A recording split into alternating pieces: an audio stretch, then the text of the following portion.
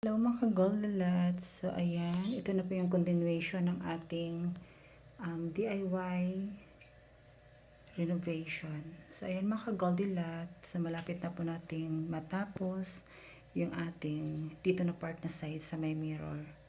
So ayan, makalat pa po siya. Actually, nailagay ko na po yung mga LED dyan.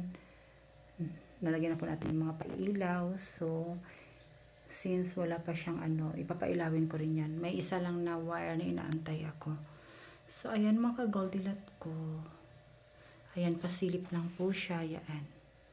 Hindi pa po siya fully finished. So, ito po yung pinagpupuyatan ko at pinagpapaguran ko gabi-gabi. Kahit kulang ako sa tulog. So, ayan mga Goldilot ko. Thank you for watching.